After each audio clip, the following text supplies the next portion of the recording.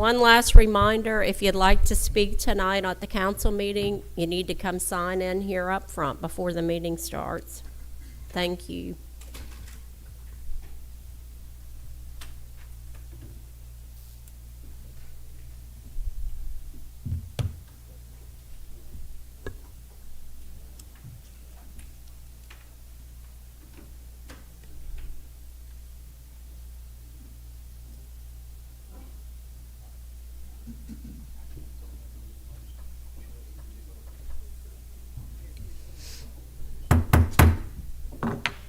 It's 6 p.m., Tuesday, June 6, 2023, and I hereby call this regularly scheduled city council meeting to order. Could you please bow your heads for invocation by Councilman Cumberland? Our Heavenly Father, thank you for another beautiful day. Please give us the strength to not only serve you, but to serve the residents of Diamond Head. As always, grant us wisdom to make the right decisions for this community. Please fill our hearts with your peace so that we may care for each other and love one another. It's in your name we pray. Amen. Amen. Amen. Please stand for the Pledge of Allegiance. I pledge allegiance to the flag of the United States of America and to the republic for which it stands, one nation, under God, indivisible, with liberty and justice for all. Mayor Devereux, Here. Councilmember Finley, Here. Councilmember Lisi. Here. Councilmember Cumberland. Here. Councilmember Clark. Here. Councilmember Marr. Here. Can I get a motion to confirm or adjust the agenda? Motion made by Councilman Finley. Could I get a second? Second. Second made by Councilman Clark. All in favor? Aye. The next regular meeting of the City Council will be held here June 20th, 2023 at 6 p.m. in the council chambers located at City Hall. City Hall will be closed Tuesday, July 4th, 2023 in observance of Independence Day. The city's 4th of July celebration will be held Saturday, July 1st from 5:30 to 10 p.m. located on the south side at Harbor Circle. The fireworks display will begin at 9 p.m. And if it's anything like last year, the first year we had it, you want to get there a little early because if you're coming in at 9, it's going to be too crowded to get in. Next, we have a presentation by Mr. John Brecka. He is the Executive Director of the Hancock County Library System. Thank you. Thank you.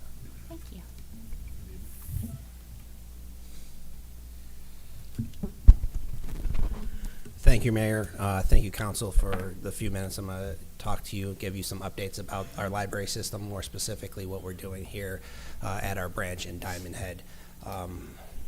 So the screens are behind you. It's just some words, but first of all, a little background. We have 5 branches and our website.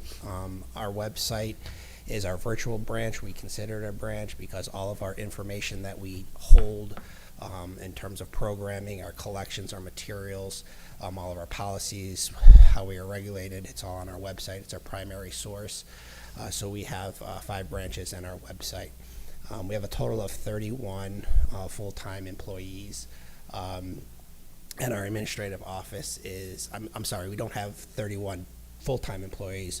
We have 31 total employees, about 25 full-time employees.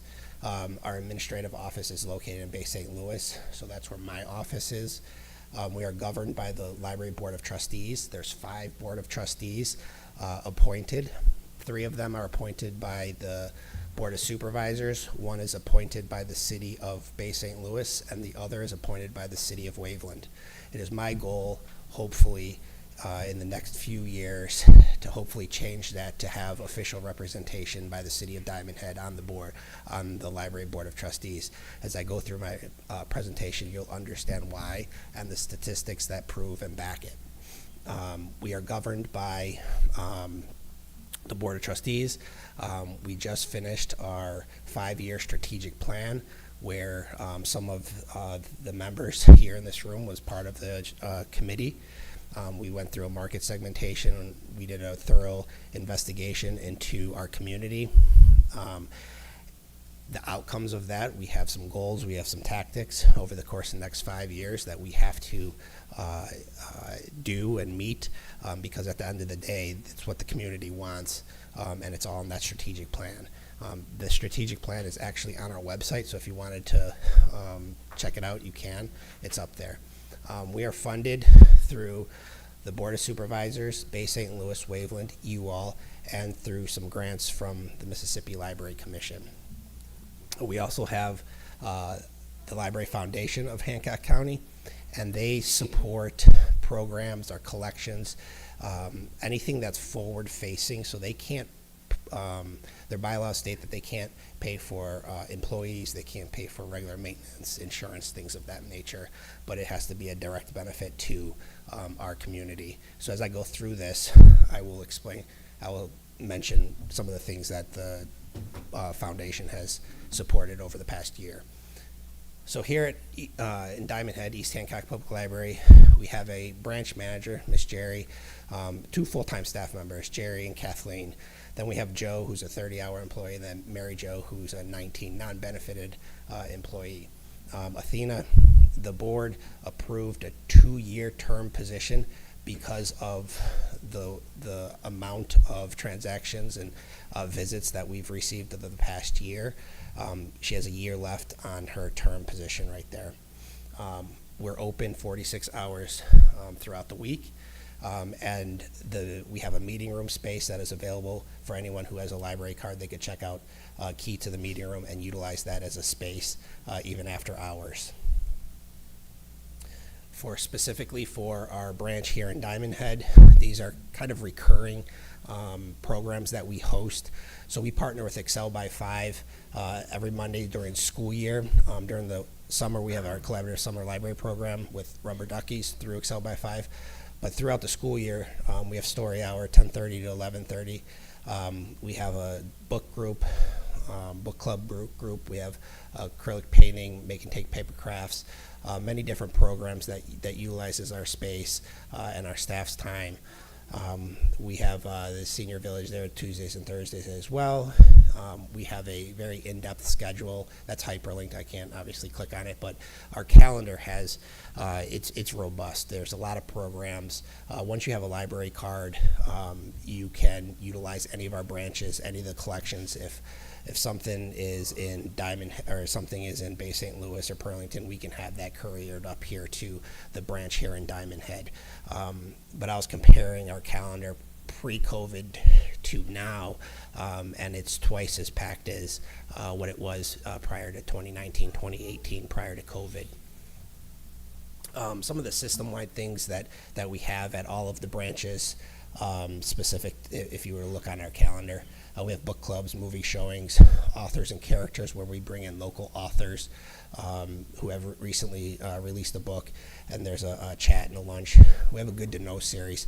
This series actually came out from the strategic plan.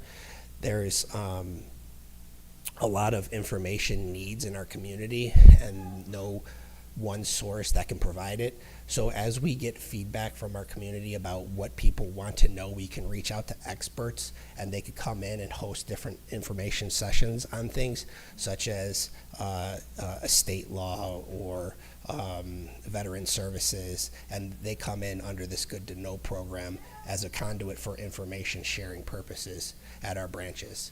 We have a maker space, so the Diamond Head branch has a 3D printer and a Glowforge. All of this is free to use. We just charge on that just the cost of the supplies. You could bring in your own thing if you wanted to do it, and we wouldn't charge you to utilize the actual equipment itself. Right now we're going through our summer library program. This year's set of programs is probably the best I've seen so far. Science to Go was today out in Pearlington. We have tons of programs throughout the month of June that is family friendly for everybody. We just finished in April FanFest, which is like a Comic-Con. We had over 1,000 people attend that program out in the Bay. We were at the community hall on April 23rd. It was a really good event. We also host our Holiday Tree Gala, which is a staple here in Hancock County. It's been going on for, I think 28 years and 29 years. So that's always a plus. And a few years ago, we expanded it. It used to be only at the Bay. And when I got in 2 years ago, I said, that's not fair to all the other branches. So I'm trying to really take historically what was happening always down south of I-10 and bring it and distribute it across all of the branches so that everybody in this county can actually experience everything that the library has to offer. We had a homegrown literary exchange that's going to be coming in 2024.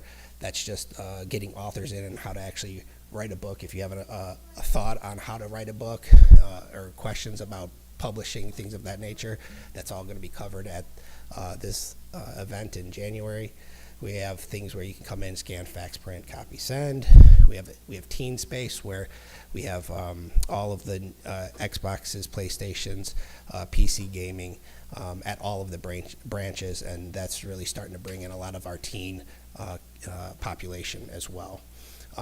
This is something that's new. We have not yet unveiled it, but we have it in and it's being cataloged and processed, and then the policies are going to be put into place for this. But thanks to the Library Foundation, we're going to be able to check out telescopes, microscopes, binoculars, metal detectors, boom boxes, sewing machines, ukuleles, and Tony boxes with a library card. And I'm really excited about that because we could partner with different organizations in the community and really have programming based around our Library of Things. As we circulate that, we're always open to suggestions on anything else that we can purchase to take the burden financially off of the people in our community, so that their kids and community can utilize these things. Onto our online and digital resources, we have Overdrive, which is our online version. Libby is the app where you can download the app with a library card. You have access to over 500 magazines, Good Housekeeping, People, any magazine really that you could think of. We have access to it free of charge. We have all the ebooks and e-audiobooks on Libby. We have Canopy, which is like a Netflix, Hulu type setup where you can download Canopy on your TV, your smartphone, your smart TV, and you can watch major motion picture films, documentaries, TV shows, things of that nature through Canopy. With your library card, you have access to Newsbank, which is 5,000 titles of newspapers across the world, all at your fingertips. We have access to Wall Street Journal and New York Times, and just those two alone are pretty expensive if you have a personal subscription to it. But with your library card, you have that right there. We also, thanks to the Library Foundation, we just got done digitizing the entire Seacoast Echo from 1897 all the way to current day. It's actually on our website. We haven't unveiled it yet because there's a 40-year gap that we're trying to go back and digitize that as well. But right now, if you go to our website, you can go to the Seacoast Echo archive and you can search someone's last name and it'll come up with all the hits from 1897 until present day in the Seacoast Echo, which is truly phenomenal. We've had people down in the Bay using our microfiche and microfilm, and it takes them months to do research, and it only takes them how quick it is for them to type. We also have access to Ancestry, which is in-house only, Heritage Quest and Heritage Hub, that's all genealogic related, Gale Legal Forms, Magnolia Research, which is the state's research database, Brain Fuse, which has free tutoring and help. I wish I had this when I was going through school because you could write a paper, submit it, and someone will edit it for you and then return it within 48 hours. There's live tutoring for math problems and things of that nature. It's a great, easy tool, free, easy tool for our community. We also have LinkedIn Learning, which is lynda.com. And a few other things. Virtual Author Talks, we are part of this consortium where they go out and get New York Times bestsellers and do virtual author talks through Zoom. Us down here in Hancock County, we don't have the type of money to bring in New York Times bestsellers, but through this consortium we're able to link in and have that available to our community as well. All of this is all on our website. So Why is that important? Because if we don't have people coming into the branch utilizing it, it's a waste of money. So this is all data from fiscal year 21 through year to date through today, well, a couple days ago, April 30th. So this is library visits trend. I only have Bay St. Louis, East Hancock, and Waveland up there, and then the dotted line is the actual trend. So you can see the green one's always been on the top. It has just always been there because it's Bay St. Louis. Well, towards the end, it is now trending towards Diamond Head as the busiest branch out of our system. You can tell it started November of 22, and it's the trend is going up in terms of visits to our branch. Now, it says the average hours, that's inclusive of holidays and whatnot, but the Bay St. Louis branch, I believe, is open 10 hours longer than Diamond Head's, and Diamond Head has more people coming than Bay St. Louis. This is just the library visits by quarter. So from quarter one of 2021 to quarter one of 2023, East Hancock had a 63.2% increase in visits. In terms of library cards and people who have library cards, from quarter one of from 21 to 23, we've seen a 120% increase just in Diamond Head alone. So as you see that, and it's all trending upwards. Everything that I'm showing you, that's visits and library cards, are trending positively. So total circulation by branch, this is one that's also skewed because Bay St. Louis is our largest branch. It's about 5,000 square feet. They hold about 43,000 books on the shelves. Diamond Head is the smallest library. It only holds 16,000. Coming up in the fall, we are going to move the shelves from going north-south to east-west and take up the same footprint, and we'll be able to introduce space for about 4,320 more books, which is going to increase that capacity. But as you can see, circulation for East Hancock is above Waveland, but it's still trending. Even circulation, which just is surprising because circulation is usually steady, but this in our county, circulation is actually increasing. And I think that has to do with all of the online digital materials that we have and available to our community, which is awesome and amazing because we have a great foundation that can support that. This is the same circulation by quarter. This is our branch comparisons, population, full-time staff, active library card users, library visits. So then this is for the previous 12-month count for all of those stats below that line. But you can tell that that Diamond Head is completely neck and neck with Bay St. Louis and surpassed Bay St. Louis in some of the stats, even though Diamond Head is the smallest branch and it's not open as many hours and it has less items actually in the library itself. And Diamond Head does way more programming than Bay St. Louis, as you can tell. 234 programs over the past 12 months with 4,300 people attending those programs. This is basically everything that I just stated in numbers. I didn't think it was going to be this blurry, so I'm here. The one thing that we have coming up is our next budget year, and one thing that I want to do, hopefully, is to get representation. The end goal is to get representation on the Board of Trustees for Diamond Head. It is also my goal to change the name from East Hancock to Diamond Head Public Library. And so that is my end goal. But what I hopefully, with your support, what I'm looking for is another full-time benefited position for the city of Diamond Head's public library, which is about $41,000. So that includes the salary, PERS, which is the retirement, which went from 17.4% to 22.4%. It will go to that July 1st of next year.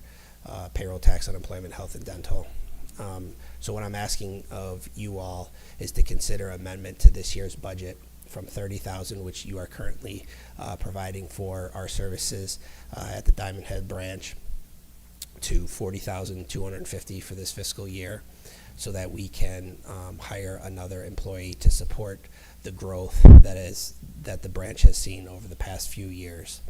And then for fiscal year '24 is to continue to commit to that full-time person, which is about $41,000. So increasing the budget from fiscal year '23 to '24 by $41,000 for a total request of $71,000.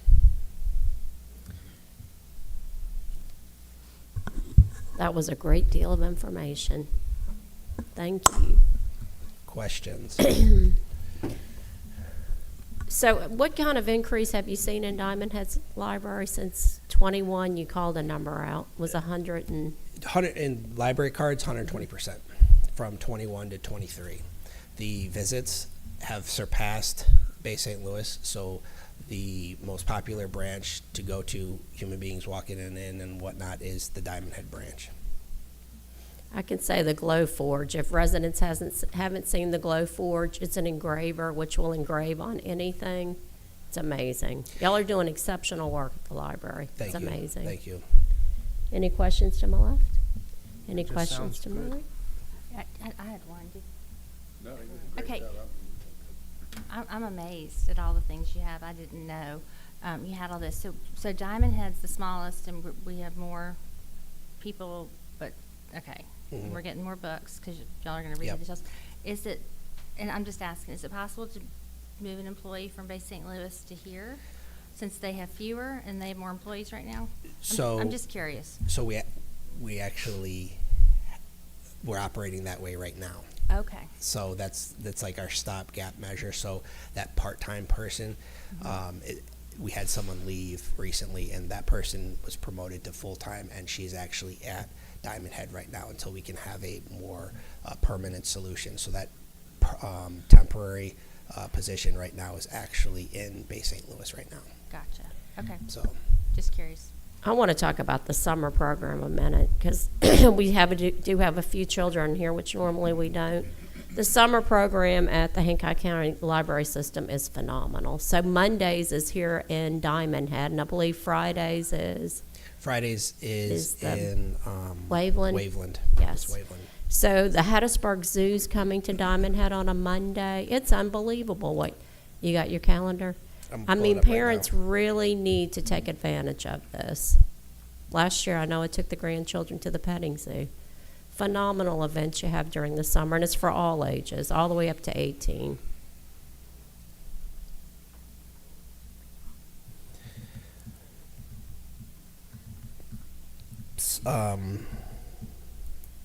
So Wednesdays is in the Kill.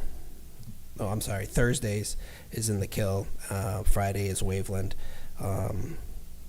Pearlington is Tuesdays. And then, like you said, Diamond Head is on Mondays. Okay. Well, thank you very much. You're doing an outstanding job. Thank you. Thank you. Thank you. Thank you. Okay, we're leaving the lights off, I assume? Mm-hmm. It is. It feels good. So next up, we have Jeannie Klein. Are you doing a PowerPoint? No, I thought I was last. You are last. But you want to move to the city engineer on the report of the traffic? We can do that. Do we have an update on the traffic study? I think we have a few folks here wanting to hear you. Oh, you have a PowerPoint. Okay, lights back off.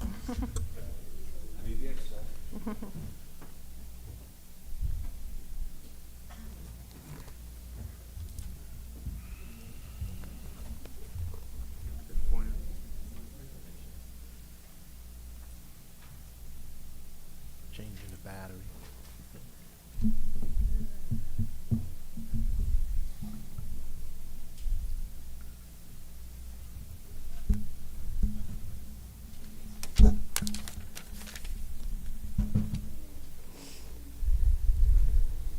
Good evening. Good evening. How are you? Good. I'm off the rest of the week. So this is my last. Oh, on well, you're Friday in, that's today. why you're all Yeah. cheery and Yeah. smiley So, up here.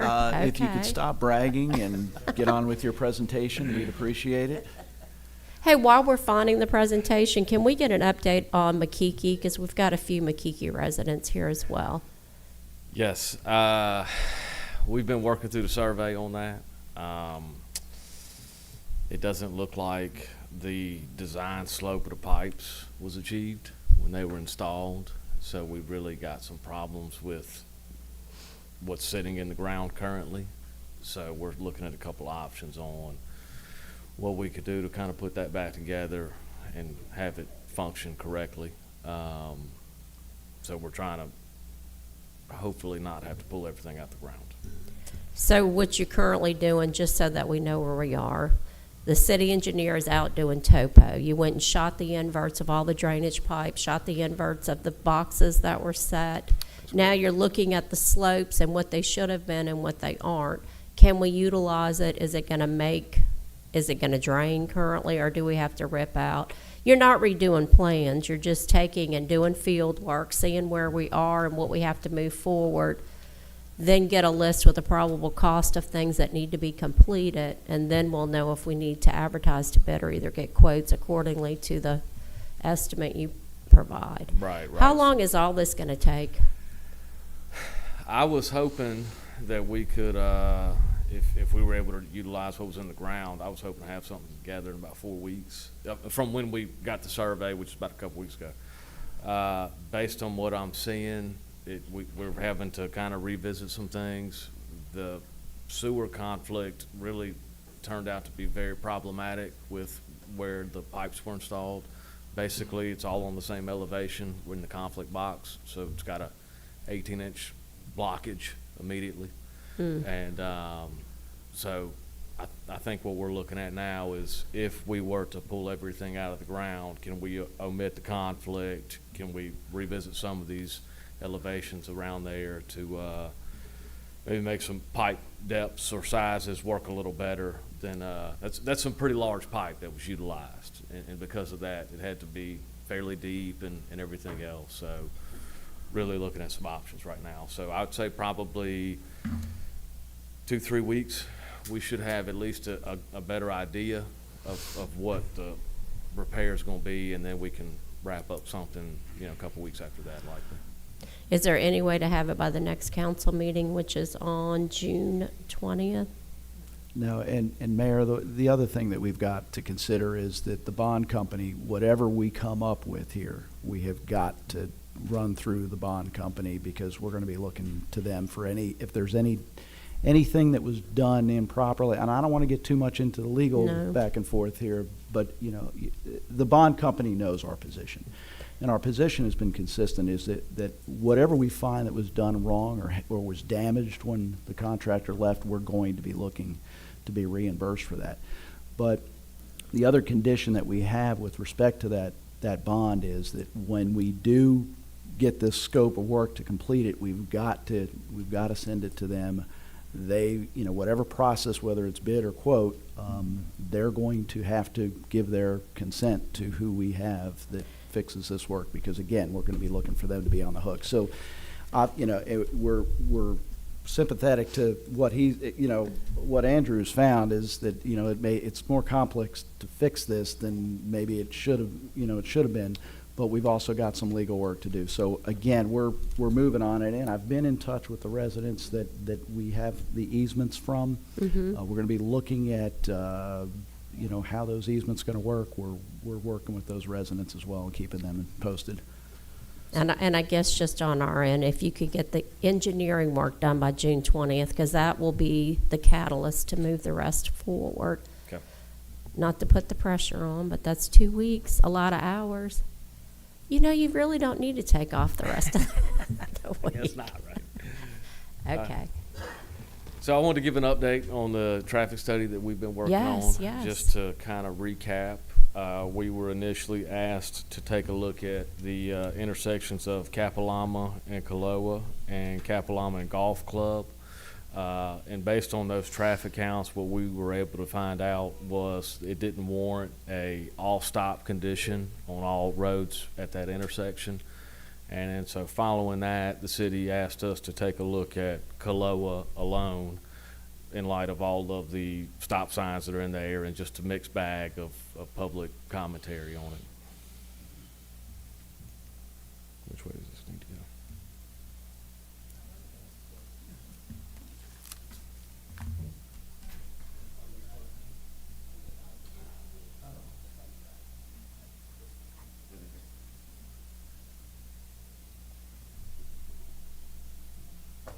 Thank you, John.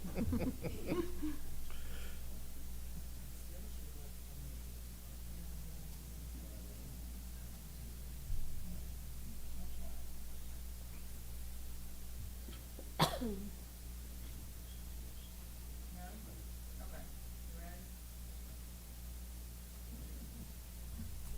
think it may be working now. Okay.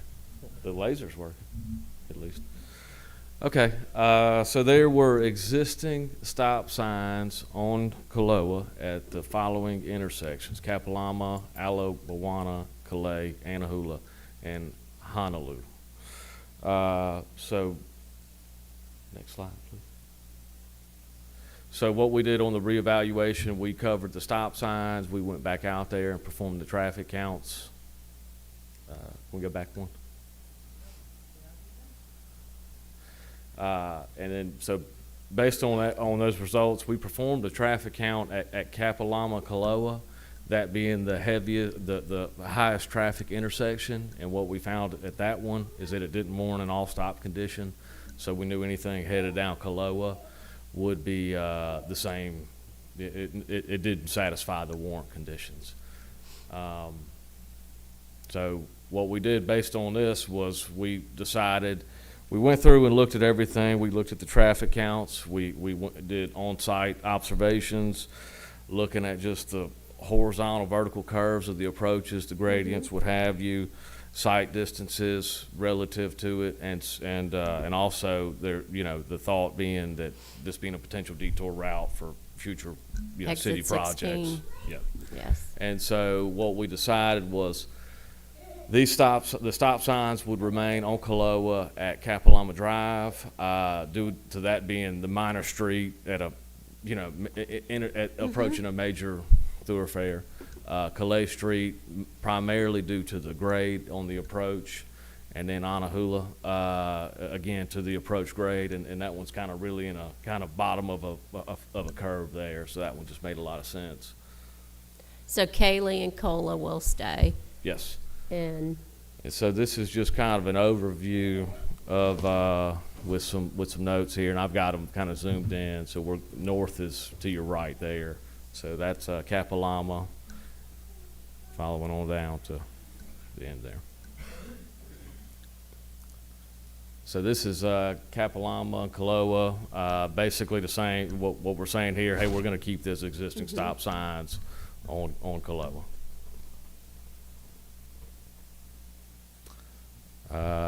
Same thing here again at Calais and Kaloa, keep those existing stop signs. Calais is going to have a stop sign anyway. It's the approaching street, so that was never in question as far as applicability. And then the same thing here, Anahula, both sides of the approach on Kaloa. So the stop signs that we are recommended to be removed are Ala Moana Street and Honolulu Street, if I'm saying that correctly. no, that sounded best I right. can, yeah. Sounded, So here we are looking at Ala Moana and Kaloi there, and then Honolulu there also. So you don't know the distance between Ala Moana and Kaylee and Cola intersection. It was I do not. not that far.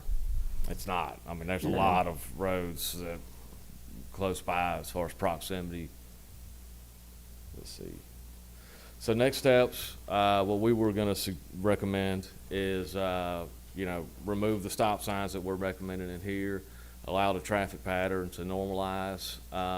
Once those are kind of in place, let everybody get used to it, and just keep an eye on it. See if there's any complaints or anything like that, like we always do. And then if necessary, if the city would choose to, have in some additional speed controls, we would look at some speed bumps or tables. We would, whichever technique would be utilized would be kind of on a final design effort. The speed bumps are, you can buy them and just kind of epoxy them in. They're a few $100 versus the speed tables. They're a lot more involved. It's actually kind of elevating the road, and you'd have to kind of tie in driveway still and just work through all that. So, and this would be some of the locations that we would be looking at for the potential speed bumps or speed tables. So that's going to be between Kahana and Honolulu there, Honolulu and Hawaii here, and then on the approach of Kahana, and then Kalei as well. And those are largely due to just some geometric concerns, downhill grades, what have you, curves or anything like that. That's it. Any questions? That's a lot better than the first report we had. So I see how that worked when you went out with the, the bags over. I guess the question I have is for the city manager, before we remove the ones that we're removing, can we e-blast it so people aren't? Because I think that was the biggest issue. We saw bags, and then one day we had no stop signs, and people are confused. We need to notify the public before we take them down and let them know this is forthcoming. We can do that. Okay, any questions to my left? So you're suggesting 5 speed tables or speed bumps, along with the... Possibly. Yeah. Possibly. That would be that'd Not be right if away. needed, and that'd be if we wanted to, and that's, I don't disagree with it. It'd be just kind of I think it's just kind of trying to make everybody satisfied on the users of the road primarily. So, again, that's just looking at just rough, gradients in here, and this, if we needed them, we could look at these spots, but I'm not necessarily saying all of those. I know the speed bumps has always been an argument about the first responders, the ambulances, and stuff like that going across those.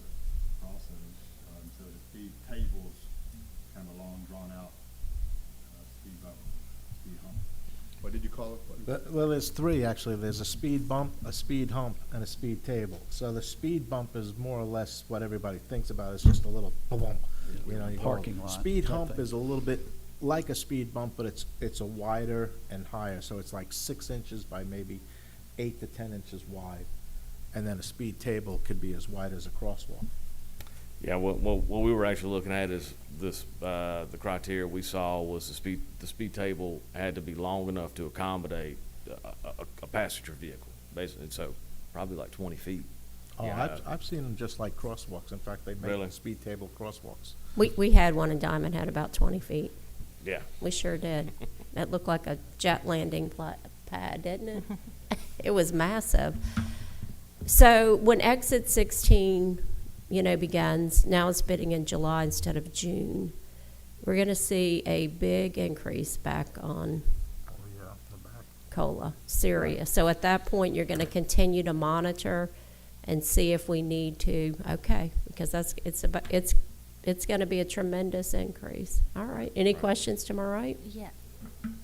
Okay, so this is my ward. I've heard from a lot of people who live there. I've been out there myself and walked around, and, obviously, there are a million children that live back there, and we're all very concerned that cars aren't flying through, and that's why everybody was nervous about the stop signs going. So I think the speed tables are going to be necessary. I thought we'd already kind of gone down that path, and Oh, we'd we- agreed well, that there are going to be some, so. We agree Are we- that may be what's needed if the speeding down the road is still is an issue. And that's specifically to address speed control. No, That's exactly. the, Yeah. Exactly, Right. but I guess what I'm saying is I don't want us to wait to, Right. I think we know it's going to be a problem. I don't want us to wait and go, oh, look, people are speeding. I mean, we know people are gonna be speeding. How long is it gonna take to do that, then decide to get them, put them in? Like, how much time are we talking about? Because she's right. As soon as the exit 16 construction starts, I mean, why are we waiting?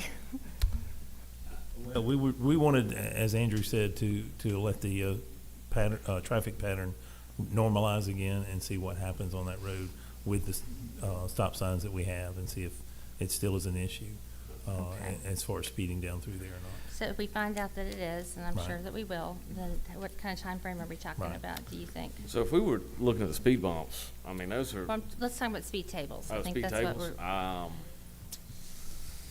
mean, that's, you'd have to actually get out there and construct that, right? Right. So, it probably wouldn't be a big time component, to construct. You just gotta figure out if we've got the ideal location to be able to fit it without impacting anybody's driveways or anything like that. Mhm. But probably construction time, I wouldn't think, a week or two. Okay, 'cause I mean, I think y'all understand my concern that we're just. Sure.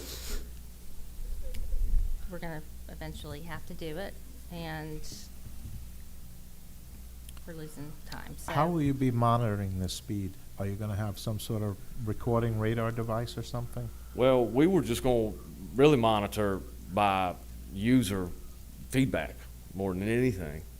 Certainly the police, if they wanted to go out there and patrol and write tickets, that's always a possibility as well. And that's- I was just thinking, we have those portable signs with the speed. If we could just somehow set up a camera to keep an eye on that for like a 24-hour period, you'd be able to see how many incidences of it like flashing at a certain speed. Well, and I think. So I would say that'd be the combination is your, your radar and then, more enforcement. Well, Because and I again, think- we want to make sure that, the stop signs themselves, speed control is not the goal of a stop sign.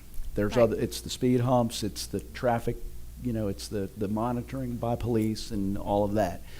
So those are the things that we would do to kind of assist So- on that level while we're evaluating, So is there I really guess the what need I'm for the speed worried hump? about is while we're evaluating, if we step up enforcement, we're doing all these things that are abnormal to the normal, situations, and people are going to drive slower for a little while, and so our observations aren't gonna be accurate because, everybody's like, oh, the police are over there more, and then we're not gonna have a true picture of, Well, and I think, just my perspective, I think it's a balancing act, right? Mhm. You want to be strategic about where you're placing Right. these to be able to control movement, but also you want to be able to allow people to move through there freely and not be just kind of caught up just block to block. So through looking at everything that we looked at, particularly on the geometry out there, I think we've got the intersections covered that would be most likely to be sped through. And then it'd be just, if we wanted But to you've go got a ahead. hill, like, so one of the ones that's staying, which I'm glad about, the Alamana, when it hits, and then if you turn left there to head toward Capilama, you've got a downhill slope. People are gonna gain momentum, and that, yes, there's another stop sign, but and there's not another one there right now that's going away. I'm just saying, there's some areas like that I think are just ripe for speeding. It's and- Anahula and Cola. I mean, thank you. Mhm. And that, when the Yes. stop signs were up, I turned out off of Anahula onto Cola and about got wiped out. I mean, almost was killed when the signs were gone. In 1 minute, Yeah. so that one has to stay. That is like, and we do need more police patrol, and I know they've got a lot to do, but if they could watch that street and help people get right. And at the end of it, it is the city's discretion. Even though you may not have these warrant scenarios by a traffic manual, if the city wants to have a stop sign, they can have a stop sign. So, but this was, we were obviously asked to take a look at it because the existing conditions weren't at least ideal from the reports we were getting. I think there's one slow sign, it's just a shame that we can't have some slow children playing signs and people would adhere to that. You know, I don't know if we could put up a couple of slow children's signs, you know, maybe to, you know, just to alert people. I don't know if that'd slow them down or not, but just something temporary until we get those humps, bumps, tables, whatever installed or something. Just, it's just a shame people do speed up and down, but then it's every road too. I Right. live on Hilo Way. Man, So- it's like a racetrack going through there sometimes. When do you think we'll have a recommendation, like after, about speed tables? Because I really thought that was already happening. How long are y'all gonna watch before? In my mind, it'd probably be somewhere like a 30-day, let it stabilize and go revisit it. But I mean, if we, you know, if we get some complaints or something, you know, in that short term, you know, I think We'll that be that's. getting complaints, so, okay. All right, any other questions to my right? All right, well, thank you very much. You're welcome. And we're going to move around a little bit because while this is fresh and the topic's on, I know we have a few residents that wanted to public speak about this topic. So we're going to keep the same conversation going and let the public comments go about the public comments on the stop sign. So we are going to start, and y'all have a 3-minute timer set on my phone or John's phone. Here, I got it. I gotta find my timer. Hold on a second.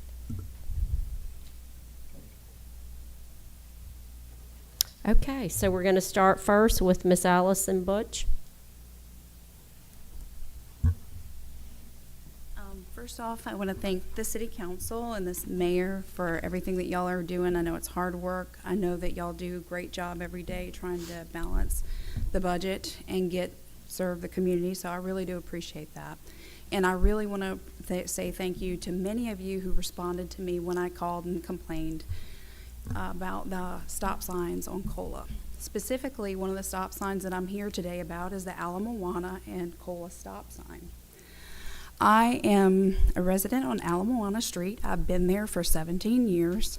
It was installed 15 years ago in response to the POA removing the barrier to Kapalama. There were several accidents that occurred because there was not a stop sign there where injuries and I think maybe even loss of life occurred. That's one of the reasons why that stop sign was put in place on Ala Moana in Cola. So, here are some other things you need to consider before you decide to take down those stop signs. Ala Moana, Cola, been there for 15 years. The other ones are relatively new, maybe the last 2 or 3 years, but Ala Moana and Cola has been there for 15. The next thing you need to know is it was not just a speeding issue, it was an accident and loss of life issue. It is a true safety issue. The other stop sign on Cola, it's related to limited visibility, curvy nature. It's not just a speeding issue. Y'all need to take into consideration the curvature and the drive on that particular road. I know that they showed us a nice little map there, but you really need to drive that road and see. It is a danger. It is a hazard. Those stop signs were put in place for a reason. It's about those kids right there. The 2 kids that are in this room right now, they will be on Cola waiting for the school buses. I'm the lady that stops in the morning and tells the kids to back up into the driveways because there are people who do not drive the speed limit and do not even stop at those stop signs. We do have a patrol problem. I'm not even certain that a speed bump would work because it's a visibility issue. The other thing that we need to talk about is if you're going to be considering speed bumps versus stop signs, what does the maintenance of those look like? What does that look like cost-wise, right? Stop sign's already there. And why would you take down a perfectly good stop sign when you don't even have an alternative in place? So that's something to take into consideration as well. I do not agree with the removal of the stop signs. My husband does not agree with it, and I certainly am speaking for my son, who's 4. I have neighbors who have children. They have foster kids that are new to the area every time they get a new set of kids. Y'all need to take that into consideration as well. You can't put this on the kids and the parents to know the area because we've got new families and new kids all the time. This is important. So can I ask you one question? Sure. Is Ala Moana, I am so sorry, all this is coming to life and it won't stop. No, I just went. Okay, I'm passing the phone over to Councilman Cumberland. So is Ala Moana and Cola a bus stop? Yes, it Oh is. my, it is a bus stop. Yes, The bus ma'am. stops there. Yes, ma'am. Did we consider that? As a bus stop, and you're removing that stop sign, and we think that's okay? Okay.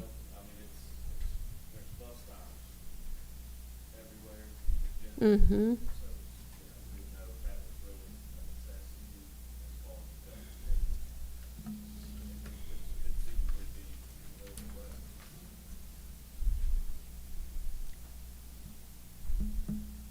Okay, we just know this road's very busy, and gonna be worse busy. Is that one that was close to being, that we could leave? Do you remember the numbers?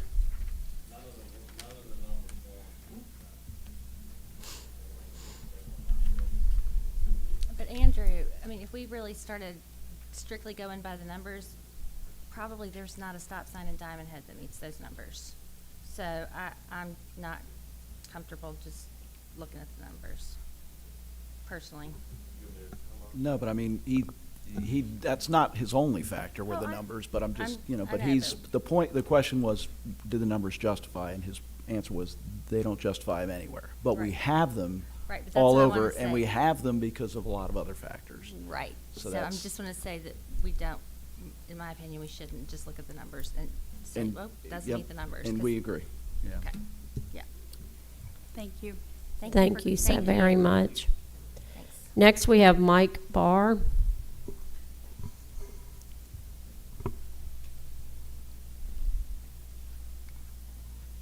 How y'all doing? Welcome, Mr. Barr. Good to meet y'all. My name's Mike Barr. I'm the director for the Hancock County Water and Sewer District in Hancock County. Been doing it my whole life. I'm a Hancock County resident. I moved almost 10 years ago to Diamond Head with my family. At that time, my 13-year-old was about 3 years old. He plays basketball, got a basketball goal in the front yard. If you ever pass down Kaloa, my kid's the one outside playing basketball 24/7. My road's a national interstate. You could actually take the Kaloa name down and let's go ahead and make it an interstate, to be honest with you, and especially when the stuff happens in the front of Diamond Head. Y'all know everybody's gonna cut through. I live at the corner of Kaloa and Calais. That's where I live, right on the corner, and mine is a major bus stop for the kids. Middle school, high school, the little ones. If you ever pass in the morning time, there's 10, 15 kids sitting out there by the corner. I appreciate you. Mine is one of the ones that he proposed keeping. I ain't saying you need to keep it because it's mine. It needs to be there. In the engineering world, I deal with a lot of engineers on a daily basis. And in the engineering world, just what the guy said just now, he actually told y'all that. He's an engineer. All he did was a study. Y'all as a council, y'all get to pick. If y'all want to keep all of them, y'all can keep all of them. He can't tell you what to do. All he's doing is a study for you. So I appreciate his study and all. At the end of the day, though, it's y'all decision at the end of the day. So we would appreciate, as a resident, we love Diamond Head. I don't want to pack up and move. I want to be there for the rest of my life. I got a 10-month-old baby. At my age, I got a 10-month-old baby. It is what it is. He's going to grow up playing basketball, too, with his little brother, with his big brother. And I don't want him running out by the street because I'm going to tell you something bad is going to happen. I'm going to go out there and do something that I don't need to do to slow the traffic down. That traffic is horrible. If y'all ever come through there, anybody that lives in Diamond Head, they know the road. It's a mind over matter thing. I done it myself. I set it in my truck. It's no quicker to cut through Kaloa than it is to stay on the main drag and come around by the water tower. It's a mind thing. You think it's faster. By the time you do all the windy bends and everything else, it's not. It's not. Now, the people that complain about it is the people that don't actually live on the stretch right there by us. That's the ones who complain. They don't want the stop signs because it's such an inconvenience to stop at a stop sign for 1 second and then keep on going. They live off of East somewhere, and it's fine and dandy, they cut through. But in my belief, you don't have a say in my neighborhood. You don't live in there, you know. So if you want to move to my neighborhood, come on, move. Then you'll be standing up here too, complaining about the stop signs. So I appreciate anything y'all could do as a resident, as a taxpayer. Like I said, I love Diamond Head. I want to be there the rest of my life. So I'd appreciate anything y'all could do as a board. So if you want to keep them all, man. They already up. Leave them alone. Yeah, you spending more money in taxpaying dollars sending the city workers out there to go pull them down, put them back up. I mean, I do this too for a living, so it's kind of a waste of time. So I know my time's up. I have one question. Yes, ma'am. So the other night I was going down Capilama and passed up an 18-wheeler just out of the clear blue. Here comes an 18-wheeler. Then all of a sudden, a massive amount of traffic. There was a wreck on I-10. So people were coming off, and it was where exit 16 was blocked. I mean, traffic was backed up bad, so they were coming off. Did you see a lot of traffic? It was one afternoon last week. Anytime there's an accident on I-10 and everybody comes up, killed the lil, we That's- get it all. Anybody that lives in the front half of Diamond Head, like they gonna do when the construction starts in the front, they all gonna come through the back. Any of y'all that live in the back, y'all liable to cut through there. Oh, I get to where you intend gotta to. go. So, I I mean, intend to. everybody's gonna do it, so the traffic's gonna get insane. It's gonna be insane. The stop signs, look, they don't do no good. I sit out on my front patio, watch my kid play basketball. For every 5 that stop, 10 run the stop sign, even with the stop sign being there. But they at least do a California stop. They slow down, they yield to see if a kid's coming. And I'm fine with that, as long as they slow down and they look, you know? So we do need more patrol in our neighborhood. We don't see a lot of police in our neighborhood at all. I don't know why. I tell my wife I live in Diamond Hood, not Diamond Head. The section we in, we don't see a lot of patrol. But you don't have a lot of cops on duty, and I understand that, you know, there's a lot of stuff in the front half that needs to be, you know, tended to, and I understand that. That is what it is. So, thank y'all. I And hope what did y'all I decide tell to- you about saying that? I think we've had this discussion before. Y'all live in a beautiful area. All of Diamond Head is beautiful, and we're one fabulous city. We just I got to agree. get these stop signs, and I don't even know how this came up doing the traffic study to look at it, because it was working well. It was working beautiful. The speed table things, I think the speed table things is a good idea. Mm-hmm. A speed bump, I think a speed bump, a car would hit it going too fast and might cause an accident or something like that. Speed table, they gradually go across it. If they decide to destroy their car, then good for them, let them destroy their car hitting it. That's the way I feel about it. Okay. So, but at least it might slow them down a little bit. Well, thank you, Mike. Thank Thank y'all. you very much. One question before you go. Can you, because you and I have talked. Yes, I ma'am. know, can you relate the story from the bus driver? She messaged me, but I know. Can Yeah, you actually, share that, please? Actually, the bus driver for the middle school, my neighbors had got it off Facebook. I don't have Facebook. I hate Facebook. Anyway, one of the bus drivers that's been driving that route since 2005, he put a big old article out on Facebook. I'd sent it to Miss Anna. I sent it to the mayor. I sent it to Ben Benvenuti. I sent it to a couple people. Where he actually, the school bus driver, had said he's been driving that stretch. That's his route.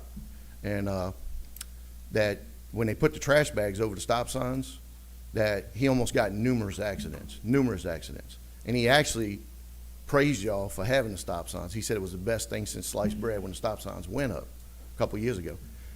Then they got the bags on them, and then nobody knew what to do. So now you're looking at more accidents.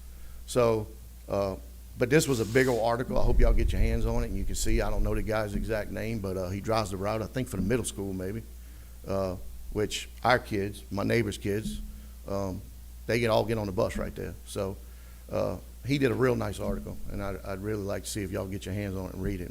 Miss Anna or the mayor or somebody get it for y'all, but read it when you get a chance. He did a good job on it, man.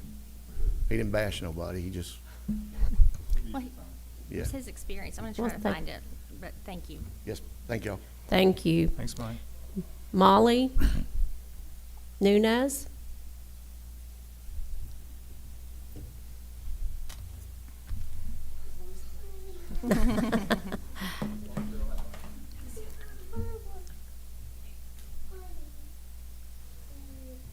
All right. My name's Molly Nunez. Just thank y'all for allowing us to talk, and thank you. I haven't had a chance to meet you. My parents live across the street from Mr. Mike. So thank you very much for your voice tonight. I've lived on that house on the corner. My parents still live in that house. I do not anymore. I have lived in that house since I was 4. We moved when I was 4, so in 91. We've been there since then. It was nothing but trees. There was 3 or 4 houses spread out. So I've grown up and watched the traffic grow. From, like she said, it was completely closed off. There was a little guard shack in the back, but it was not open, to now it's a full-blown main road of Diamond Head. I live on Diamond Head Drive East, but my parents keep Jude every day. He is not school age yet. He goes to preschool, pre-K 3. When he will be in school, if he catches the bus, he'll catch that bus on that corner. He's autistic. It is a massive concern of mine that one day he's going to run out into the yard because, in case y'all haven't noticed, he doesn't understand concepts very well. He doesn't understand being quiet. He doesn't understand not running out in traffic. That's not a concept that he understands. So being that my parents watch him and he's going to be at that house every day, I was very upset when those stop signs were covered with 0 notification. There are many kids that live on that street and they got used to those stop signs. They're in elementary school. Their parents trust that when they go to a kid's house down the street that they're going to ride their bike just like everybody else's kids have done their entire life. They're used to a stop sign. If their parents didn't know a stop sign was coming down, how are they going to notify their kids, hey, you should probably be careful when crossing a street? My concern is that taking down some of the stop signs isn't going to fix the issue, like you said, because it is a main road. If anybody else in Diamond Head on all these residential streets that people don't drive through, if this was in their neighborhood, they would want those stop signs. But when I come home from work every day and I pass up that road and I keep going to Diamond Head Drive East, I can follow 5 cars all the way to Diamond Head Drive East. They're not making any stops. It is a main road. I don't know how to express that more clearly. I know traffic was conducted, but there wasn't anybody sitting out there on the corner of Calais and Kaloa Street. There wasn't a strip going across the road. The corner of Ala Moana, which is the stop sign that's going to come down, there's road construction done there. So for me, it's not very accurate to take that stop sign down when there's a man-made speed bump currently. And you're talking about Alamona Yes. and Cola. Okay. Yes. Thank you. Thank you. Thank you. Thank you. Okay, next we have Dennis Jones.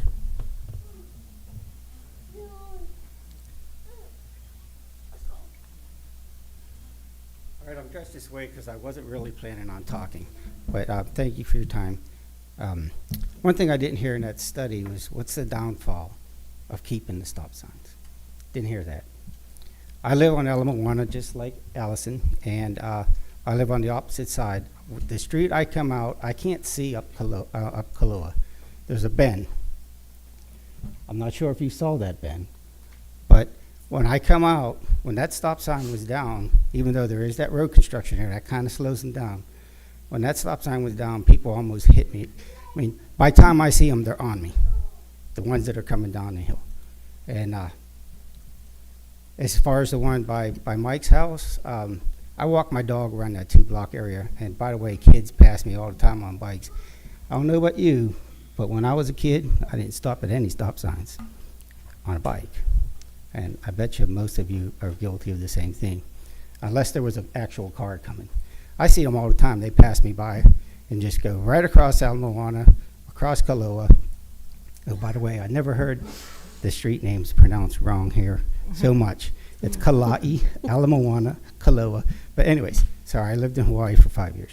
I had to pronounce them right or I would have been lost forever. But the stop sign, now I only lived on Ala Moana for 2 months shy of 15 years. But those stop signs have been there the whole time. I didn't know they were saving me all that time. I didn't know someone died at that intersection. And I do fear that. I did have a lot of close calls just whoever decided to take that sign down, I'm only glad you did it when the construction was going on, because that slowed some people down. It's down enough to where they didn't hit me. I don't feel comfortable with that one coming down. I walk my dog around that 2-block area. I'm out there all the time, and my dog has 1 speed. It doesn't matter how fast the car's coming. She doesn't pick up speed. I have to pull her leash just because cars, they still won't slow down. And that's when the stop signs were up. Actually, sometimes when the stop signs are up, they still do the same thing. But that's all I have to say. I am just really nervous about that stop sign coming down. Thank you very Thank much, you. Dennis. Can I interject something here? Why do we need to take down the stop signs prior to having a speed table or something in place? Why can't we just leave them up, and until there's a speed reduction mechanism, that we just keep them up instead of having a spot where it's in between? That's just my thought.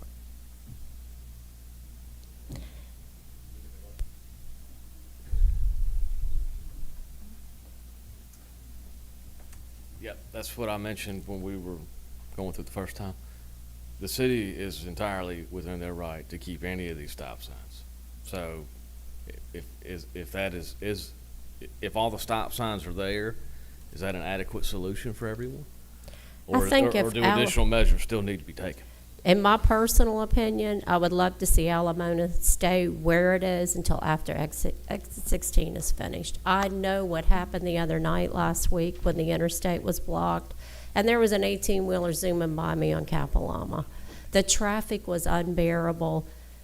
There's no way those residents can tolerate that, and it's going to be very serious for 2 years with exit 16 being improved, and it's going to be a mess up there. I've said it a million times. It's going to be a total mess. I'm not painting a pretty picture. It's going to be construction, roundabouts. It's going to be very difficult to get off at the front. So if we could just wait until after exit 16's work is completed and revisit this, I would feel personally better, but this is just my personal opinion. I'm good with that. Yeah, and, I that's a great point. And I think one of the things that, in my conversations with Ben, and he was very upset he couldn't be here, he had to be out, but because I've learned more about stop signs, and remember years ago, Mayor, we talked about a traffic Yes. calming policy, which we may want to revisit at some We've point. spent a lot of time before those stop signs went up. We thought about it really hard. Then they went up, and then all of a sudden, I don't even know why we got where we are today. But anyhow, Yeah, but one of the things that we've looked at, and Ben and I kind of talked about, is you drive on some of these streets when it's stop sign after stop, like you're not even at the speed limit again before there's another stop sign. What it does is it encourages people to ignore them, which I think Mr. Mike kind of talked about, is you see these folks that just do these rolling California stops, if that.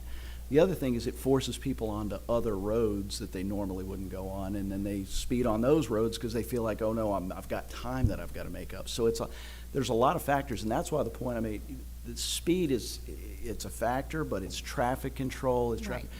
So there's a lot of different elements in it, but anyway, And I we just just- wanted to kind of mention that when you do have a situation where you can almost sometimes have too many, and I'm not, but sight lines is, I can't remember the gentleman's point, sight lines is, to me, in my conversations with Ben and Andrew, that's one of the biggest things, especially if you're coming down a hill where you're naturally inclined to be picking up speed, just even if you're not trying to accelerate, and sight lines. And that's more important to me than really the speed element. But there's a lot of factors in. But as he talked about, and as the mayor pointed out, I think maybe the thing right now, is to wait. the real study was, do we need more? And I think their numbers show, all right, we may not need more right there, but in terms of taking any down, is the thing to do right now just wait, especially we know what's coming. We know what's coming, and it's not pretty. Um, Okay, I think we all agree just to wait, but we thank you very much for what you did. Thank you. Can I add one thing? And I agree completely. I think we need to wait. I would like to see us, in addition to waiting, continue to evaluate speed tables, because I think we need those now. In my opinion, I think y'all watch and see, hear from residents, but people are speeding, like we've talked about the downhill momentum.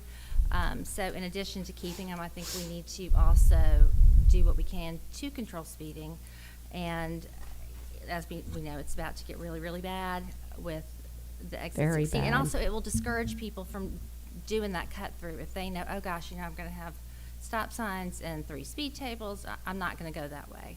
I mean, anything we can do to help with that, I think, is important. I mean, that's terrifying to have, your children that you're worried that they can't even go to the street because people are just speeding like crazy. So Can I ask, and y'all maybe the checking on that. residents would Mhm. know, the stop signs, do you still have problems with speeders, even with the stop signs? Okay. So that's what I'm saying. And that, I know your point. Hold on. Robbie, you have a comment? And normally we don't allow this yelling from the audience, but we are tonight, just briefly. Mm-hmm.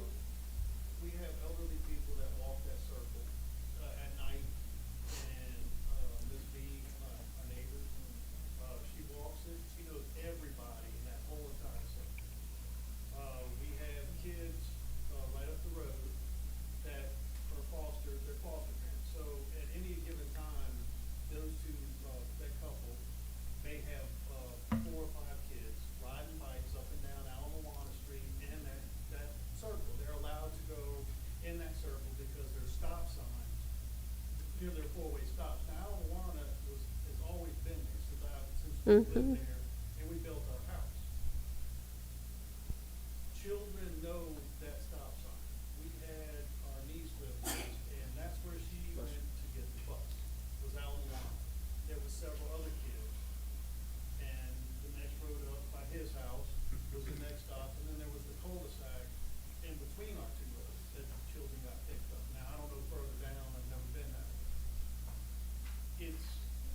What I'm worried about is, like y'all said, when this progress up here starts moving, traffic back there is gonna be worse if we don't have those stop signs. Because everybody, and I know everybody, you're running late for work, you gotta get there before the boss gets on you. Those 2 roads are gonna be the main exit because nobody's gonna wanna deal with the construction. No, they're not. And we saw that with the exit closed off last week. It was horrific. But, so, Derek, I forgot about your calming plan, and it was fantastic. Do you want me to go Yes, dig you through need my to- basement and try to find it and bring Dig it back? out, get I'll the dust it cobwebs off. off, because that was I phenomenal. spent I a lot remember of time that. on that. You and I were proponents of that, Yes. but it was a previous council. It was like 14 or 15. It's been many moons ago. It was a while ago. But I mean, dust it off. I'll Let's give y'all get a it little out. report on it at the next council would- meeting if you want it. We would enjoy that. Or I'll Thank you. email it to y'all in advance. Okay, But thank you let's- very let's do much. both. So how many kids were on the Alamona? A lot of kids. The reason I ask Mike is has maybe we could get 3. the bus to go down that road instead of having it at that corner. Is that you can't make the turn, that's what I thought, okay. Speaking of the bus, I found the message from the bus driver, and I'd like to share it with y'all. I apologize. I have to leave the stop signs, no more traffic studies until all the construction down there is over. Yay. No more Amen. traffic studies. I want And I think Shane- that's where we are. Shane, I think drop we your can mic. we can end the conversation now. We have talked it. We've talked it enough, but thank you very much. So we all in agreement, we're going to leave it till after exit 16. Yes. All right. All right, now moving right along Okay. to, Hey, I'm sorry. There's one issue that's going to keep coming up. Bill is of the opinion that we don't have the authority to make this decision. So could you address that, please? Yeah, Is that what you're going to say? And the engineer, I mean, our ordinance clearly says the traffic engineer, the city engineer, and, Covington is our city engineer, has the decision power. You guys obviously hold the power of the purse. So in the past, when that recommendation has come through the city manager with the advice of the city engineer, you guys have approved it because it was going to be an expenditure when we Right. put those signs up.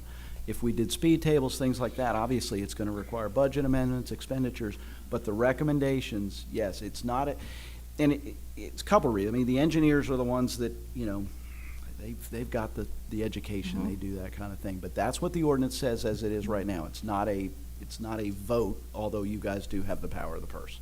And we haven't voted. We just asked that we revisit it after Exit 16 because we've got a major MDOT project Absolutely. coming up that's going to, and after Yes. what I saw last week with, when the exit was blocked, there's no way they can And, tolerate and a that. smart engineer knows when to listen, right?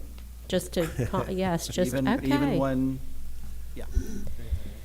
So, we're moving right along on the agenda, and thank you to the residents in the Alamona, Coal Lake, Cayley area for coming forth. If you didn't sign up, you should have signed up, I'm sorry. Oh, okay.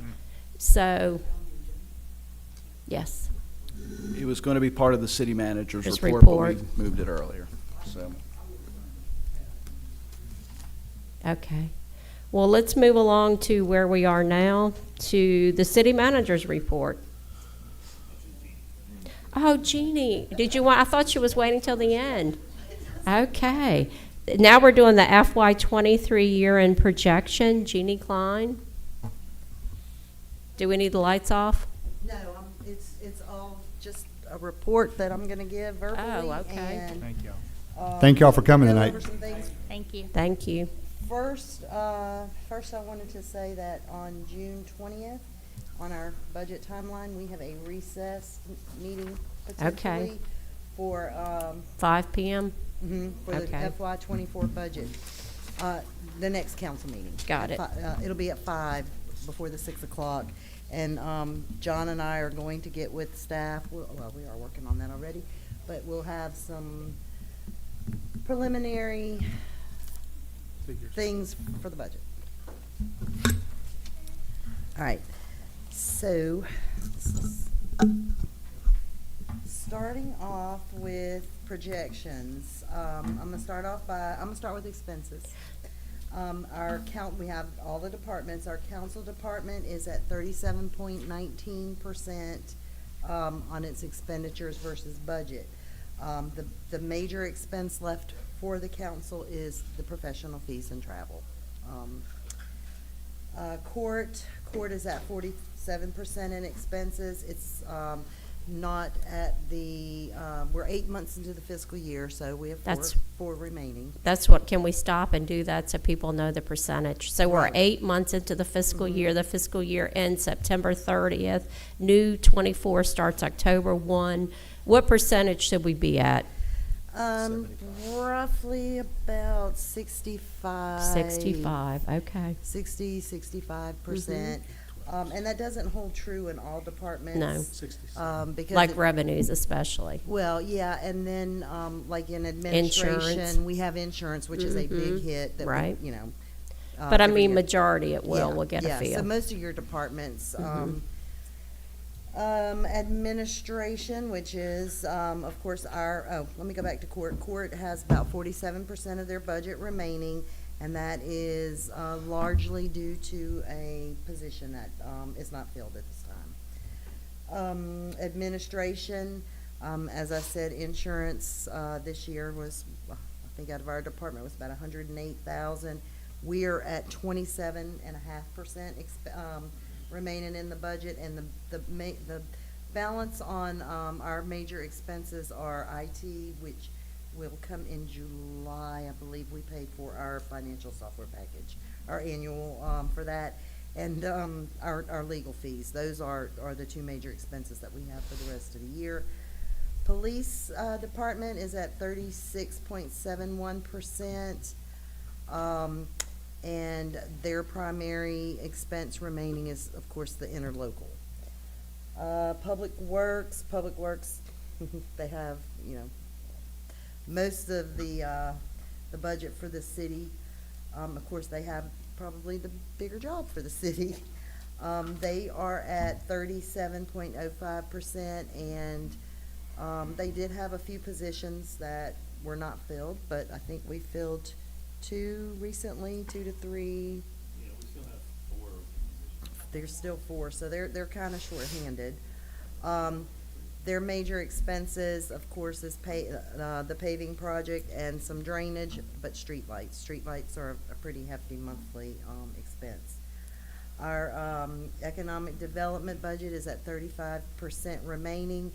That pretty much covers everything. The only expense left out of there is our monthly lobbyist bill, which is $4,000 a month, so 4 months of that. Debt service, we have 2 notes that come out of there. One is the equipment purchase, which included some vehicles and some heavy equipment for Public Works. The City Hall purchase, that note will come out, will be due in July, so it'll be on the next agenda. So that'll clear that one out. It'll be fully expended. Interfund transfers, we have one budgeted for $400,000, and I'm proud to say John got the letter today or yesterday, brought it to me. We were awarded the $2 million from Gulf Coast Restoration Fund for FY23, and that's what this $400,000 is to match our share. So that'll clear that out. Under the revenue side, so our expenses versus budget, overall, we are at 40.74% remaining in the budget. So we're right, it's actually about 60% expenditures, which is fairly good. So, based on what we projected, or what was budgeted with amendments and what we see or forecast through the end of the year, we're expecting to be under budget by about $268,000 in expenses. Yes, I see now, a dog Now, park. one thing can happen, and that could change. One thing could happen. I heard y'all talking about, well, maybe speed bumps. You know, we don't know, but I mean that's things that we can work around if we have to. But it's only a projection. So if something goes awry and we have to spend it, then, you know, it wouldn't be that case. So on to revenue. We are, oops, I skipped, no, I didn't. On taxes. Now, when I say taxes, I'm not talking sales taxes. Ad valorem, motor vehicle, things that Jimmy or tax assessor collect for us. We had forecasted or budgeted $3,068,500. Our current is at $2.7 million. We expect another $355,000 for the last few months. And I know most of you know this, but I'll say it for the benefit of the public. Most of our ad valorem taxes come to us in January, February, March starts getting a little bit less, and actually the last 4 months we collect about 4%. So based on that trend, and if everything goes as is, we will collect the full amount on that with just a small amount of overage. And I thought That was 3.6. $3,068,000. So not quite 3.1. Permits and licenses. That's our building permits, our privilege licenses. We are at 56.74% on that, and the reason is our privilege licenses renew in September, so we're going to get that bulk at the end of the fiscal year. But if everything stays on trend, building department's been issuing roughly about 85 to 9,000 a month in building permits. And that's probably, is that me? I'm sorry, I thought I turned it off. My mom is sick, so I'm. Oh, no, okay. All right, intergovernmental, our homestead exemption, sales tax, those type things that come from agency to agency.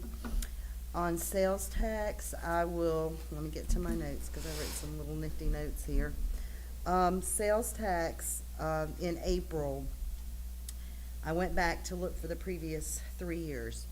Our sales tax that was settled to us in May, which is actually March sales tax, reached $91,763. That is the highest, except for 1 month, which was June, which was April of '22. So in last April, and I'm trying to think what may have happened. COVID. Was it COVID? There was a huge spike.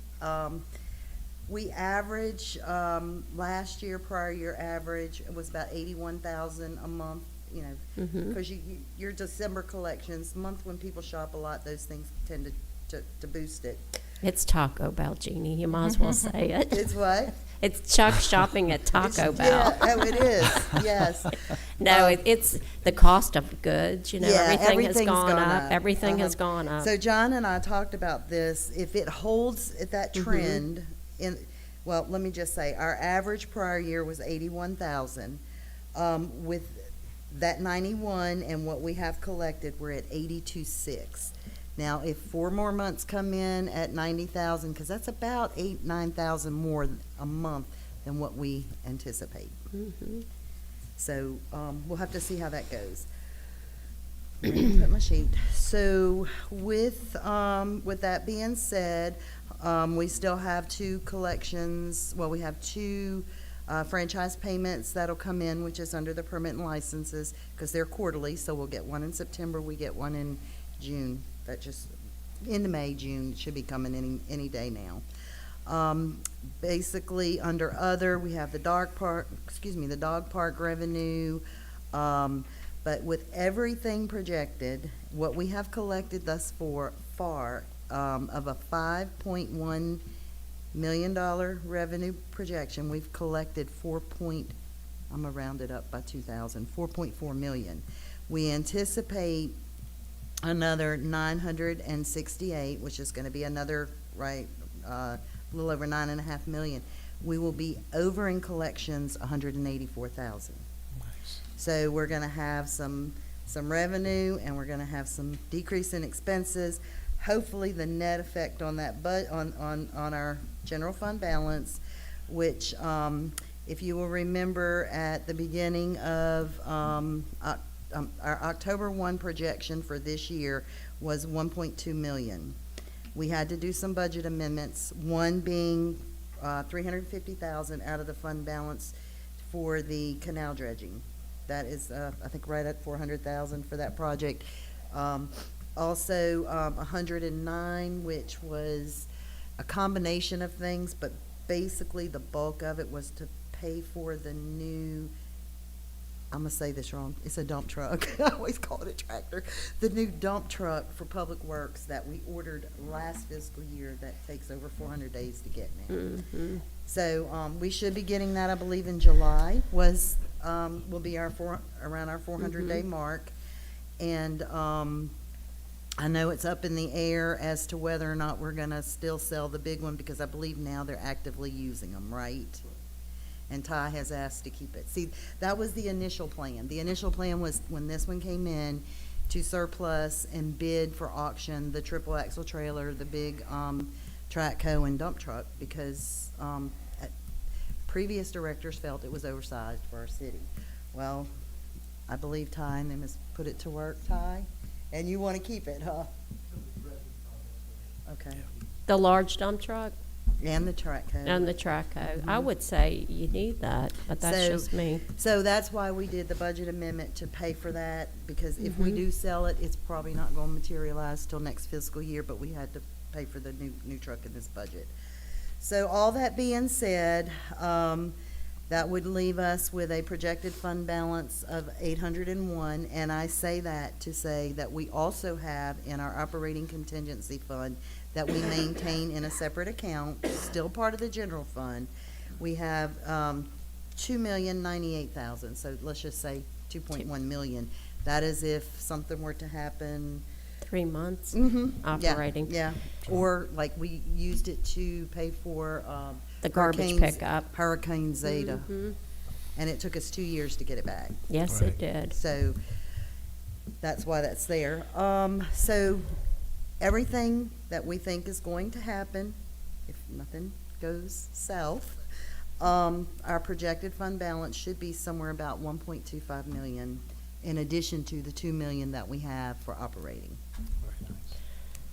I have a question about the solid waste, because, you know, John and I hear a lot about the solid waste. So how are we looking projection-wise with collection and what we're actually being billed? We're gonna be okay. We are? We are gonna be okay for it's the next Did year. did we use the reserves, the 324 we had? We've dipped into it Dipped somewhat, into it. but, you know, they just changed our billing. They just increased it, of course, but they also added more residents. So our counts are a little different than what we were accustomed to. So with that being said, we're going to have to look into that a little bit more, and it might be that we have to look. We won't be looking at anything through January, but maybe after the 1st, we'll have to look at the possibility of. And I think the county will too, because we've just approved the new rates for the dumping, and it's up considerably. Is So, it? John then the hasn't C- shared the lovely news. And then the CPI that goes up, you know, Exactly. We don't even know always what that's going gonna up. be. So, Okay. with that, you know, we'll have to visit that, but, you know, it's probably gonna be after the 1st, I would hope, of next year, and then we'll go from there. We still have the reserves though, because we did put extra in, and we even had it where we were putting a certain percentage. But we're not doing that anymore. You using what's coming in, going out. Yeah, because we Okay. can't spend general fund money. Right. First off, so it has to be self-supportive. It's a, yeah, yeah. It's an enterprise fund, so it has to pay for That itself. legal stuff again. But we will definitely, come back with some stronger numbers on that when we go through the budget process. Okay. Are there any Let me ask you one little question, and this is just my curiosity. What percentage did our internet sales tax go up? You know, income-wise? We don't get that one again till July. July's gonna be, we get it in, January and July. So it was, it had gone up, oh gosh, John, I don't remember specifically. But, July will tell the tale, and we'll have that, it's usually, I'm trying to think, early to mid-July. So hopefully on our budget workshop, if we have one on the 12th, but definitely on, you know, we'll have, some more information on that. Okay. So just a reminder that, we probably, if y'all are ready to start, we need to recess till Right. 5 o'clock on the 20th All right. to Well, start the budget. can you share that in an email with us? What? Your report? Oh, yeah. Oh, you're gonna be doing the next, okay, never mind. We can get it when we get the next Yeah, we're gonna put monthly report. most of this in the Right, budget okay. too. This was just to follow the calendar as they say we should and give an update with projections. Okay. So- Well, thank you very much. All righty. Thanks, Jeannie. So moving along to the city manager's report. Thank you, Mayor. Just a few updates on the projects we have going on in the city. The Lily Pond and I-10 Pond dredging is moving along as with weather permitting, and it's doing well. The current schedule for completion on that is actually June 21st. The end date for the entire contract is July 17th. So they are kind of ahead of schedule and doing well. They're finished completely with Lily Pond, so if you've been out there and seen how they've got everything dressed up, they did a very good job with that one. And they have started dressing up a lot of the I-10 pond from the west side moving forward, or moving to the east side, and that's kind of how they're dredging that out. So they're doing well with all of that. The Noma Drive ball fields, the lease agreement for the ball fields on Noma Drive has been drafted and was presented, was given to the POA. They have signed it, but I didn't get it back till Friday, so I didn't put it on this agenda, so we can have it on the next one for approval, unless you guys just want to add it to the agenda for tonight. Park 10 Road has been advertised.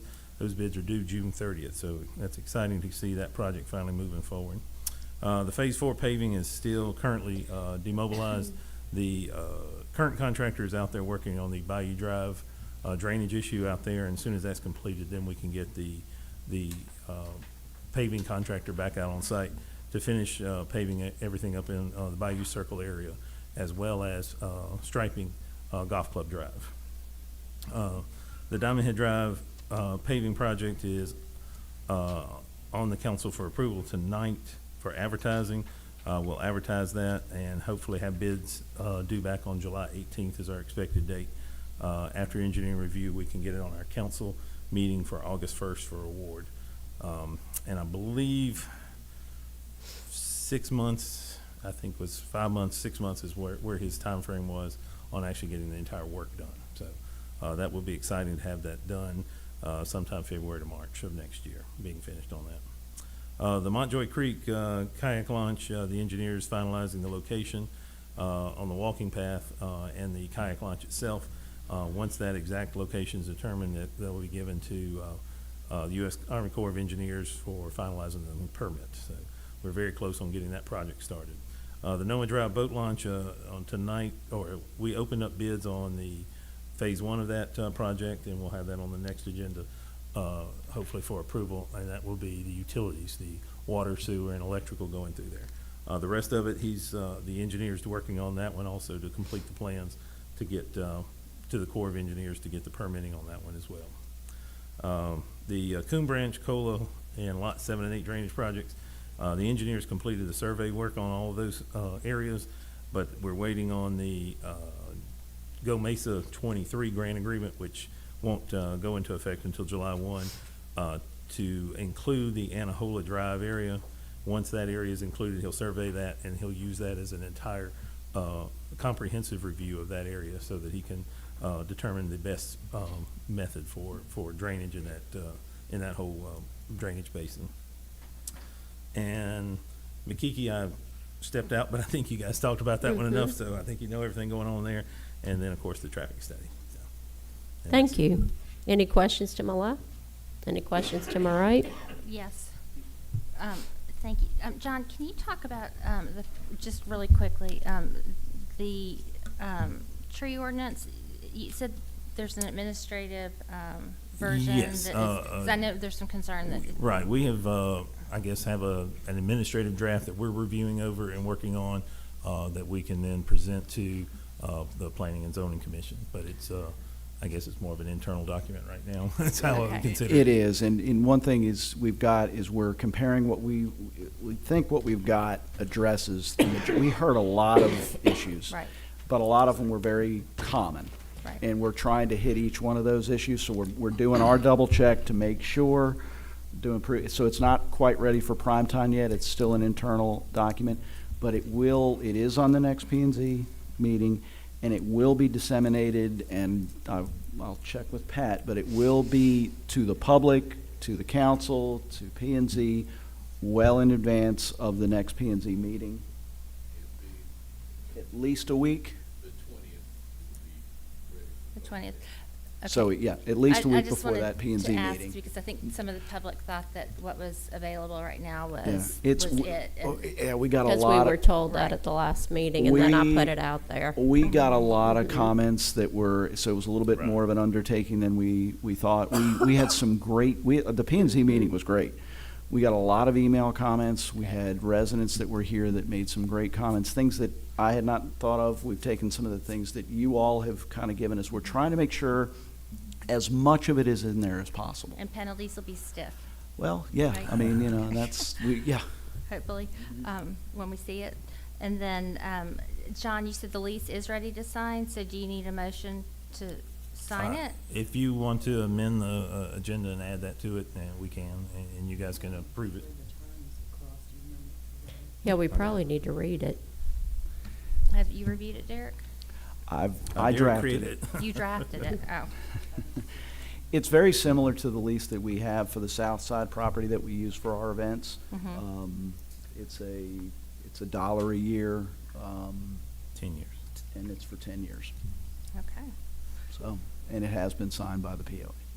okay. We didn't anticipate them getting it back to us as quickly, that's why, but it is ready to go. Mayor, do you want to review it, or do you want to?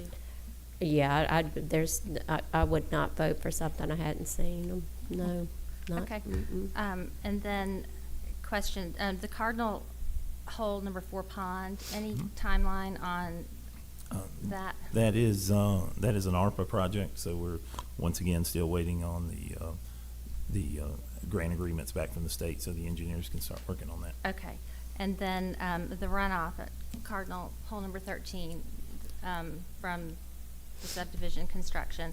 So can you talk about that for just a second? Because a resident asked me, which was a great suggestion, she said, why don't you not let them do anything else until they fix what they broke? But we talked about it, and tell Yeah, everybody what you said. Right. John can go. Yeah, we did. We've addressed that with Elliott and have allowed them to go ahead since they have mostly taken care of all their stormwater issues that they had created. We allow them to go ahead and start back on construction with the understanding that once they finish and once all the grass is grown and all the dirt has settled in to where it's supposed to be, because their own engineer has decided that they need to build some retaining walls on the backs of those properties. So there's going to be still some more construction, so very much possibility of some more sediment. So we don't want them to go ahead and dredge it now and then having to turn around and do it again. It'll happen again. Exactly. So we want to make sure it's all taken care But of. it will be done. But they are aware of it, and actually they, Bo told me this morning that they've actually had some conversations with the POA of having the POA take care of dredging it themselves and then just billing Elliott for that. So But you're confident that's it'll just a happen? different technique on this that I wasn't expecting. Okay, and then code enforcement, everything's still going well with the off-duty police? Everything is going well. We unfortunately are down one gentleman. He has some family issues he had to address. So hopefully he'll be back soon to pick back up on that. But the other gentleman is working well and trying to address as many issues as possible. Okay, thank you very much. All On right, the, any other comments to Murray? Yeah, I'd like to ask a couple questions. The canal dredging that Ms. Klein mentioned, do we have a time or a plan that that's going to start? No, we're waiting on permitting. I actually got an update on that yesterday or the day before, that the Corps of Engineers has done everything. They're ready now to come and actually do a on-site visit to look at the entire canal dredging that has to happen. Once that happens, then the next thing is to hopefully get a grant agreement from the state with the funding for it. What we're doing is we're paying only for the engineering at this time. So Okay. hopefully they'll come through with the rest of that and we can start that project. You I guys thought had a it was- chance to look into the, you guys had a chance to look into the issue that we had on the. I gave that to Pat and the code enforcement, and they're looking into that one. So I'll get some more information and get back to you on that. Okay. I thought you couldn't use dredging with the canals. It had to be restoration. Removal of invasive species, I think, is the term there. Restoration, yes. Yeah, it. that's all I have. man. Canal Thank you. restoration. All right. So, back to the tree ordinance. When is the last day residents can comment? Because I've got a few that still have not sent theirs in. And we have time, so you have June Sure. 20th as I the mean, final? But, get them in because Get 'em we're, in this week, get them I mean, in. Yeah, because Okay. and again, Mhm. the meeting next month for P and Z will be for additional public comments. So I mean, Right. but the more comments and the longer, and we have to, it may delay us getting a recommendation to you all. But no, there's no cutoff at this point. Get them in, please. Okay, excellent. John, I know this is something you and I discussed and we've been talking about this for a few years, is the bridge on Bayou Drive. So, any updates on? Right now, that is, I'm trying to change our ARPA budget or award to actually include that in there because another project that doesn't need to be done and is coming in less. So we have some funding left over for that. So I'm trying to make that adjustment right now. And once I can, we would have funding for that.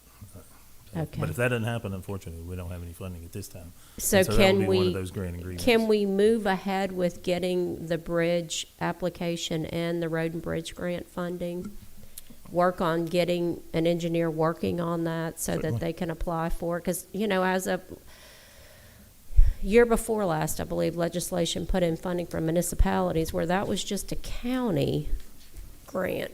But if we could get the road and bridge with the municipality funding for Bayou Drive, that would be a tremendous help because those people are blocked off a few times a year. The paving on Bayou Drive is coming directly after we finish the drainage. What is the substantial on Phase 4 completion date? I didn't want that to come I'm up. We sorry, I may didn't need say it that. on the agenda again.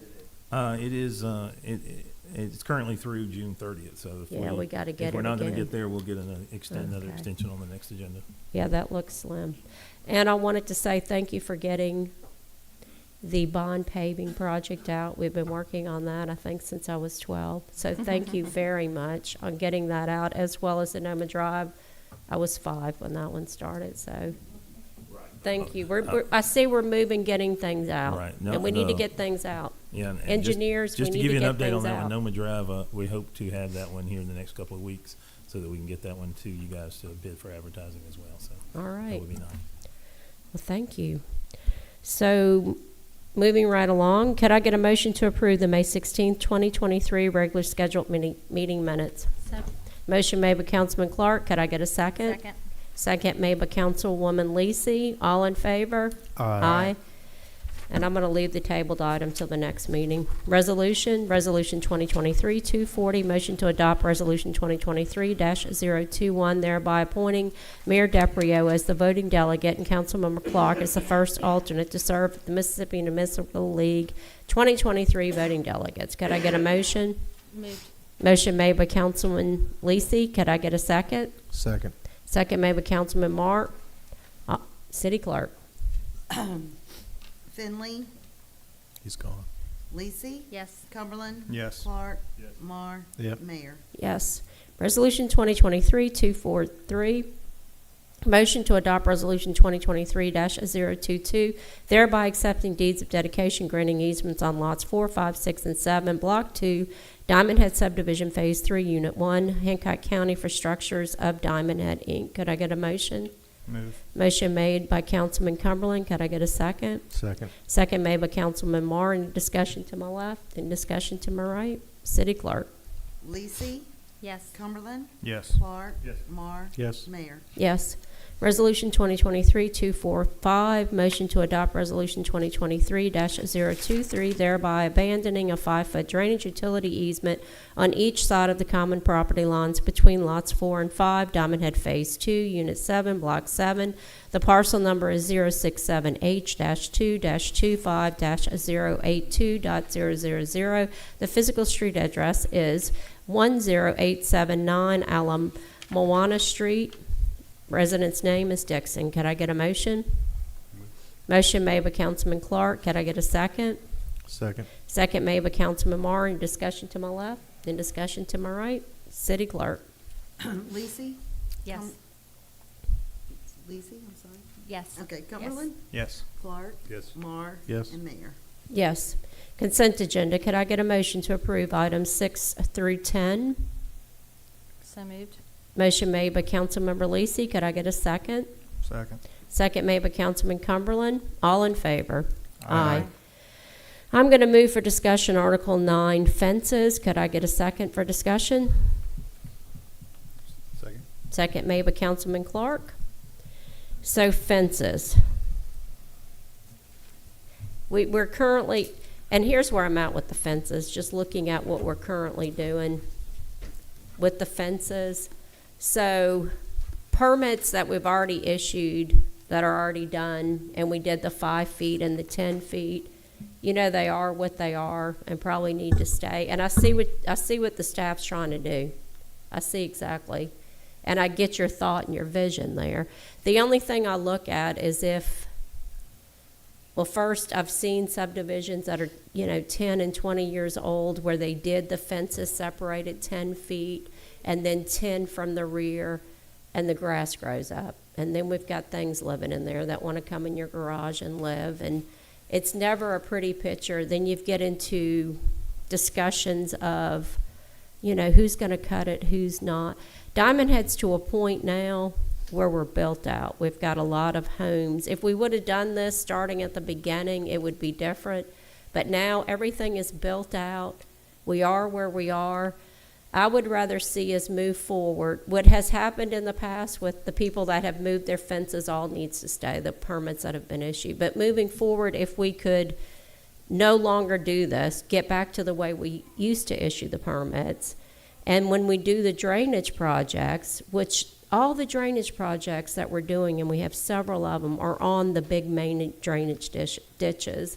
At that point, you know, if fences need to be removed, then they need to go back the 10 feet on the drainage projects. If they're in areas that we're not doing the drainage projects, then we can assume the drainage is working fine, the area's built out. There's no need for people to move their fences 5 feet from the sides and 10 from the rear. And this is just my thoughts, and I think about this all night, because I think about the subdivision I went in Gulfport, and I was mortified at how it looked. And if we could just not do that anymore, but we catch it on the drainage projects. Is that a possibility? Okay, thank you very much. Okay, and that way we have everybody on the same. And then I think if a hurricane came and everybody's fences is down and we have to tell every resident in Diamond Head you're 5 over and 10, it won't. Okay, well, that's, any other discussion? Discussion to my right? All right, thank you. Could I get a motion to approve the docket of claims DKT 230761, DKT 230788 in the amount of $92,950.62? Motion made by Councilman Clark. Could I get a second? Second. Second made by Councilman Marr. All in favor? Aye. Any need for executive session? All right. Could I get a motion to adjourn to till recess till 5, and I have it written here. I wrote it, so I would. Could I get a motion to recess until 5 p.m. on June 20th? So moved. Motion made by Councilman Marr. Could I get a second? Second. Second, Councilman Clark. All in favor? Aye. Aye. Thank you all for coming tonight.